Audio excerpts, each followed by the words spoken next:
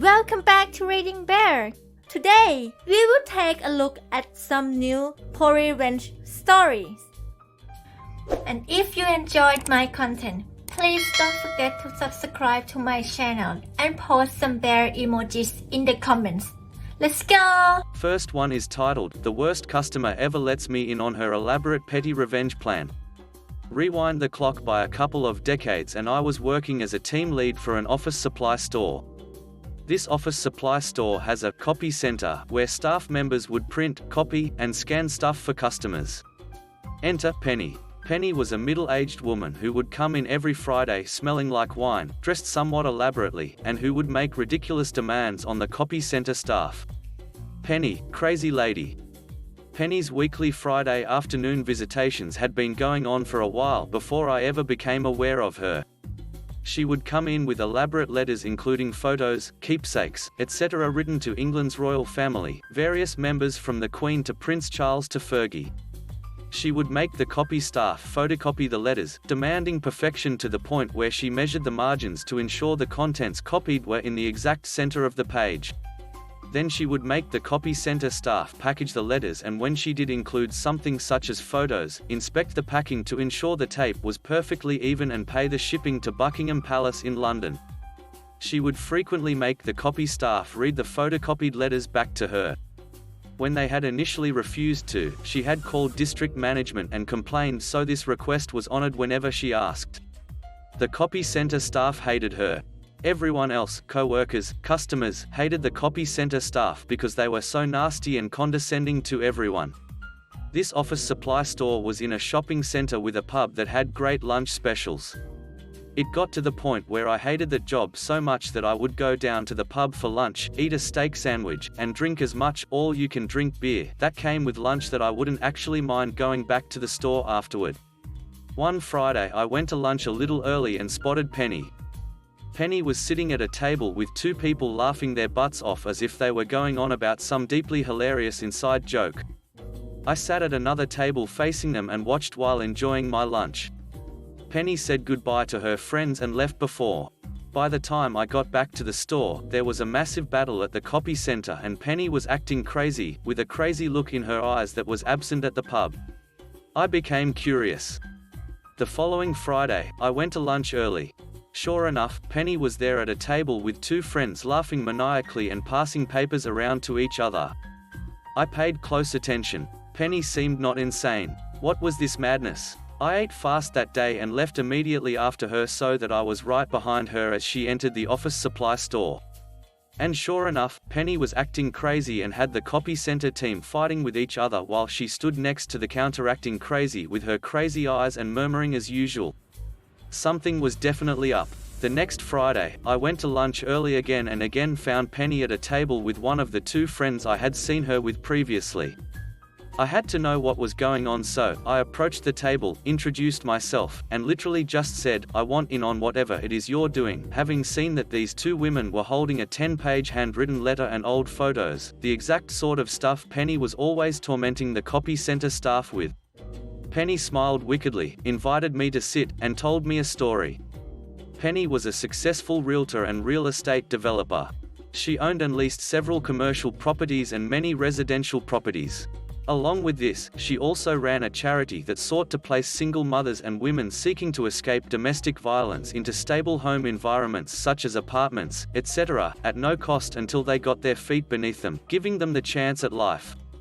Penny had gone in once with her 501 whatever paperwork because the office supply store offered discounts for non-profits with the appropriate paperwork. Except for one Friday afternoon immediately after lunch, she had gone in to put in a large order for flyers that her non-profit team was going to the canvas with to solicit support, volunteers, and donations. For whatever reason, the three women who worked at the copy center refused to give her the refund despite her having the right form, tax-exempt something. Penny decided, whatever, I'll just pay. Except then the copy center lead decided that Penny must be pranking them because she wanted a few thousand copies. The three women at the copy center fed off each other's ire to the point where the lead tore the 501 whatever tax form in half, accused Penny of being a con artist, and one of the other copy center staff members calling her nasty names. So Penny left. She later came to learn that one of the copy center women called the county to report her charity as a fraud, but, fortunately, the person who received the complaint was the same person who worked directly with Penny on placing people in need with her program. She was so humiliated by their behavior that she decided to torment them. And that was why for a few months by that point she would go in at the same time on most Fridays to cause these 3 copy center employees distress. The 2 friends she normally dined with on Fridays were in on it. The man actually owned the pub, her female friend worked in Penny's real estate business. They would spend all week coming up with crazy crap to write in these letters to the royal family that Penny would make the copy center photocopy, then read back to her from the photocopies. It was outrageous. From that point on, I would always look for Penny on Fridays and pay attention to what happened as she came in. I watched as she would make these 3 women spin like puppets while she fingered a necklace, starved vacantly off in the distance, murmur, and constantly say, "You can do better than this," and things along those lines. Week after week, this spectacle would unfold at the copy center counter. The head cashier would watch and smile because she was always arguing with the nasty copy center team. I would watch from a distance, and an assistant manager would watch almost gleefully. Right before I left that job, the district manager was in due to an incident with a coworker and the district loss prevention officer. The LP guy had mouthed off to this coworker of mine because his wife dropped off his lunch one day. A huge battle ensued. It was my second to last day, a Friday, when the district manager had come in to talk to this coworker of mine, and sure enough his visit was in time for Penny's weekly torment. To my surprise, the district manager stood in an aisle that didn't have a direct view on the copy center listening. I spotted him smirking and asked how much he knew about Penny. A grin came across his face as he told me that between the 2 of us, since I was leaving, he knew everything, that Penny was a saint for helping all those victims of domestic violence and those single mothers, and that he encouraged her to express her discontent to the copy center team however she wanted. I left that day just baffled that this situation was real and that I had been witness to it. I spent a lot of time just considering the scope of the situation and did 2 things. I made a negative review of the copy center and donated $500 to Penny's charity. Next one is titled, "I Got Petty Revenge on an Overzealous Neighbor for Parking." Quite a while ago, probably 10 years or more, I broke up with a girlfriend at the time and moved back home to my parents. Now, they hadn't long purchased a new property with allocated parking spots. They had a garage and 1 bay. If you didn't have a garage, you got 2 allocated bays. Anyway, since I moved back home, I noticed that some of these bays were not used, so I used to park in one of them. Now the person who owned these bays come to complain that they were their parking spots and theirs only regardless if they used them or not. So no parking. Not now, not ever. Okay neighbor, my mistake. I was pretty chill about it. As were my folks. Now I then started to park on the corner of this private car park, as did other people from time to time, like visitors etc. Soon a letter landed on everyone's door from the management company, with a map saying you can't park here or here, with little X marks the spot. I knew, and so did everyone else, that it happened to be this person. Mr. Twat. Meanwhile, I lost my job through redundancy, and soon after my driving license. Bad life choices don't judge. This meant I wasn't allowed to drive my car, so did what any sane person would do and park it right outside their house. Now the laws are this: no yellow lines, you're good to park. What I also didn't mention was the houses in the cul-de-sac along the street. They basically open right onto the footpath. No front gardens. I left the car there for 12 months, right outside their house. You want a new sofa? Good luck getting it by the car. You want anything delivered or dropped off? Good luck. You've come back from the supermarket? Enjoy the walk with your shopping. They started by leaving notes on the windshield, and then by knocking, "Please move the car so we can get this delivered," etc. etc. I regularly used to go and wash the car too, and would be begged by them to move it, even move it to one of their parking bays. I even had the police come to the door and beg for me to move it to keep the peace. The answer is no. It's road legal, I'm just not allowed to move it. And I give no one permission. Finn. Next one is titled, "She Treated Him Like a Wallet." I've really liked this girl for a while that I met at a lifeguard certification course, and I talked to her while I was there, and I thought, ended up hitting it off. We exchanged numbers and social media and all that, and we messaged for a few weeks before I asked her out to a movie, which she accepted. We'd been going on casual dates, nothing too serious, and we weren't hanging out at my place or her place, even though I'd hinted at the idea, for a few weeks before one of her friends, someone that was also at the lifeguarding course that I met and kept in contact with because he was cool, sends me this screenshot of one of their convos. "Friend, aren't you and my name going out?" Her, "Not really, but as long as he keeps paying for everything I'll let him take me out more, haha. Girls gotta eat." Friend, "Or why you gotta do him like that?" Her, shrugging emoji. "He said he felt bad for me because I was nice and that she does this often to other dudes." After seeing this, I asked her to go on a nice date with me to a hibachi grill restaurant. $20 to $40 dollar plates and premium desserts are served here. I got the most expensive thing they had, and so did she. We both got fancy ice cream and multiple refills on drinks. I complimented her a lot and smiled consistently, before getting up to go to the bathroom and leaving. I was also her ride. About 45 minutes after, I get furious texts from her saying that she had to have her mum come down and pay for it because she didn't have the money on her and that we were done.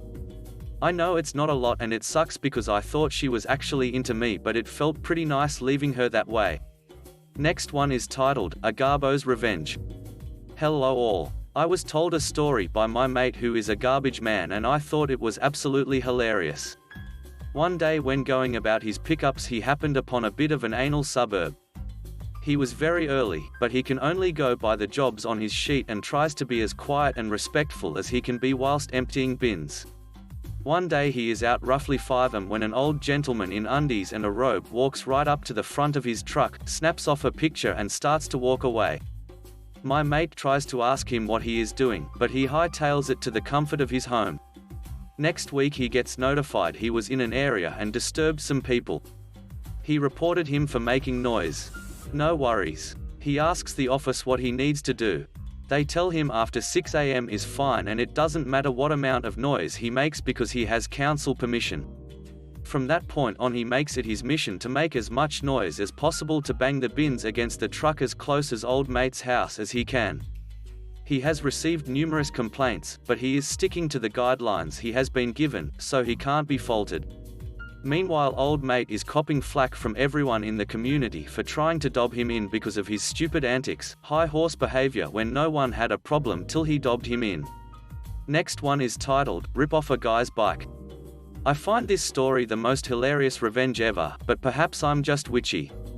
My guy friend, let's call him Joe, didn't have much money, but he was really into bicycles, so he had a very expensive bike. Joe was on the younger side, 20-ish, and was otherwise a serious partier. One Friday, Joe planned to buy some pot. The dealer with whom Joe was going to meet sold lots of different sorts of drugs, so Joe was also going to pick up a large quantity of cocaine, and some other illegals for a couple of wealthy friends. Joe rides his bike over to a somewhat sketchy area, gets the drugs, and puts them in the back pouch of his expensive bike. He begins riding his bike back home. On his way, however, he passes through a little town where a bike thief sees him, recognizes that it's a super expensive bike, pulls a gun on him, and then rides off on Joe's expensive bike, unknowingly, with all those drugs in that back pouch. Joe thinks quickly. He knows the little town well as he grew up nearby.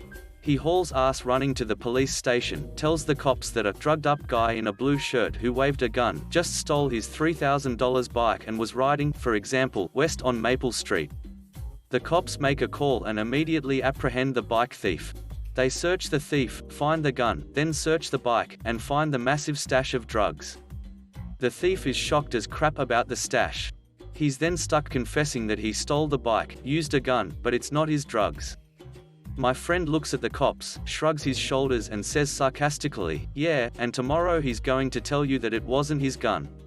The bike thief goes down for felony theft with a handgun because the bike was so expensive, and possession with intent to distribute drugs because the amount of cocaine that Joe had purchased for his friends was over whatever limit there was, which turned mere possession into possession with intent to distribute. Sadly, Joe didn't get his drugs back. Next one is titled, Tell Us We're Slacking? Well, be prepared to be CC'd on every single email we send. Some background: I work for a place that you really need customers to come inside in order to do proper business. However, I also work for a place that due to COVID, we're not allowed to let customers inside anymore. All our work needs to be done through email or mail. You can see how fun this is. We are also only allowed one employee in the office at a time, the rest must telework on the day they're not scheduled to be in. It's an absolute clusterfuck, but we're doing the best we can. I personally feel like we've been kicking butt considering the circumstance, but I guess I was wrong. Yesterday my boss sends me and my co-workers, there's 4 of us total, an email saying that we've been slacking off and told us if we were unhappy we should find a new job. We were all flabbergasted, flummoxed, floored if you will. I was absolutely fuming because we have been busting butt and she has the audacity to tell us we've been slacking, while she never comes into the office. So we all decided that we were going to CC her on every single email we send out or reply to. Now we're coming up on a pretty big deadline soon, so we've been emailing out massive amount of contracts and eligibility documents to be signed. I probably send out at least 150 emails a day, same with my co-workers. Even the emails that were only a simple "thanks, I got that document" she was CC'd on. She probably has been CC'd on over 500 emails in the last 24 hours. Still no word from her yet, but I'm really hoping she gets the point. If not, meh, I'll just keep CCing her on every single email until the end of time. It's stupid and silly, but it's annoying her while at the same time proving her wrong about our work ethic. Win-win. Next one is titled, "Saw someone else's post about stealing back property and I realized I have a petty revenge story." So back when my friend who we will call Kimberly and I were about 12/13, I lost my charging block that I really liked sometime during us hanging out. Best bet I could place was maybe it was in her mum's car. We looked and never found it. I told her exactly what it looked like and to please let me know if she ever finds it. Fast forward to like 4 years later and we've drifted apart a lot on account of her being a massive witch, but we still see each other in a group setting from time to time. All of us in the group belong to a local pool club and this happens. Kimberly sits down and pulls out her phone to charge, using my old charging block. Me, thinking she obviously must have forgotten since it's been years. I definitely would have forgotten. Crap, I did forget about it until I saw it. So the following convo ensued. Me, "Hey," with a happy surprised tone, "that's my old charging block, remember Kimberly, I lost it years ago in your mom's car." Lol. Kimberly, points to beat up scratched to shitty old charging block, "Oh, no, I just bought this today." Me, Kimberly, "It's scratched to crap and clearly old as hell, that's mine. Wasn't even gonna ask for it back but now she's been a hoe about it, so can I have it back please Kimberly?" "No, it's mine, drop it." Me, being raised to be a quiet and polite woman, hadn't learned how to stand up for myself yet, so I say nothing, but I do devise a plan. Next time I walked into the place and knew she was already there, I found her pool bag by the tables where we all threw our tote bags and towels and crap. I knew which bag was hers and I waited till no one was around our stuff and went into her bag and stole my charger right out of her crap. Never heard anything about it. Last one is titled, "Petty Revenge on Petty Landlord." I have a number of petty revenge stories about my property manager and the terrible company she works for. I live in a quiet, low-rise apartment with mostly older people and few kids or partiers, never had to call in a noise complaint. But these new owners installed video surveillance throughout the building and constantly sent letters about all kinds of petty things. They sent around a letter about dog etiquette, including a comment about not throwing poop bags in the lobby garbage can. They said etiquette and yet it mentioned video surveillance and lawsuits. The super stopped me and said, "We know it's you throwing poop in garbage." I said, "Where do you think it goes? It's in a bag, it doesn't smell, you then throw the trash in the dumpster and every dog owner throws the poop bag in the garbage or dumpster, it's not illegal, didn't know any rule existed, don't you have anything better to do?" He said, "No, next time we catch you, you are in big trouble." I said, "Okay." And I stopped. I seldom did throw poopy sacks in the garbage since going through the lobby was not my usual route, just occasionally when I wanted to check the mail. But then I thought, duck those guys, it's not illegal or any enforceable rule, don't want to bow to this crap, so I decided to duck with them. Every single night between 9 o'clock to 10 p.m. I would walk my dog, go through the lobby, check my mail and throw the poop sack in the garbage. Finally, about a week later, at 10 p.m., the super and property manager corner me in the mailroom for throwing dog poop in the garbage when I was warned not to. I said, "Nope, I never throw dog poop in this garbage, but I am not sure why you're here, it's not illegal." They ignored me. "We saw you throw bag of poop in garbage." "Nope, I certainly did not." So they went over to the garbage and pulled out the poopy sack. "See, we saw you throw this in the garbage, we have video," she pointed to the camera. I laugh and say, "Oh, I think we have a big misunderstanding here. Sure, this is a poopy sack, but there is no poop in it." I take it, open it up, and torn up paper fell out. When I get my mail, I open it here, take a quick look and then rip up and put it in the poopy sack for security reasons. You know, identity theft. I never threw poop in this garbage. The super turns red, the property manager starts yelling at him in their native language. They storm off. No apologies, nothing. So I wasted their time staking me out, not even sure what they could have done next if there was poop in the sack. This also invalidated all their other video surveillance. Thanks for listening.